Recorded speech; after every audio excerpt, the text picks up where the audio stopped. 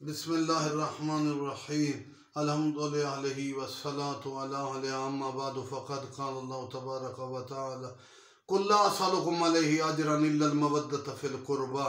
اپنے بیان میں اللہ نے کہا میرا رسول یہ تجھ سے اجر رسالت چاہتے ہیں، کہہ دو ان کے لیے کوئی اجر رسالت نہیں مگر یہ ہے کہ میرے قریبیوں سے پیار کرو، نبی کے قریبیوں سے پیار کرنا۔ شمع رسالت کے پروانے آ گئے، آقا آپ نے دین دیا، اسلام دیا، قرآن دیا، آئین دیا، حلال حرام، ہم آپ کو اجر دینا چاہتے ہیں۔ فرمایا نبی تو قول توحید کے بغیر بولتا ہی نہیں، ما ینطق عن الہوی ان ہوا الا وحی یوحی کا مصداق۔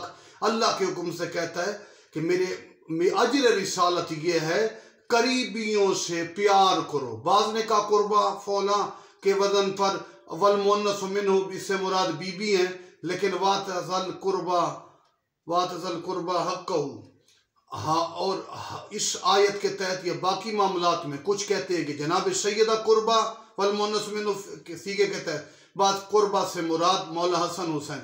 ان تمام جہتوں سے دیکھا جائے تو دونوں مراد میں دونوں لحاظ سے قربہ میں بی بی آتی ہے، لہذا سیدہ ان کی اولاد، ان کے رشتہ دار، احباب، قریبی مولا علی امام حسن حسین سے پیار کرنا ہی اجر رسالت کی ادائیگی ہے۔ یاد رکھنا جس نے اجر رسالت کے بغیر سیدہ ان کی اولاد قربہ ہیں ان کے بغیر اگر اسلام پر عمل کیا تو یہ گویا چوری اور غصب کا اسلام ہے۔ حقیقت میں اجر رسالت ادا کر کے اسلام پر عمل کرنا فائدہ دیتا ہے، اور ان قربہ سے محبت جو کرتے ہیں وہ جزا پائیں گے، اور جو آخر الزمان میں بھی ضد پر اڑے ہوئے ہیں، آفتاب جہان مہدی زمان امام زمانہ منتقم آپ بن کے قربہ کے دشمنوں کو تباہ و برباد کر کے دین کا غلبہ عطا کر کے اپنے قدموں سے سرزمین حجاز کو مہدی زینت بخشے گا۔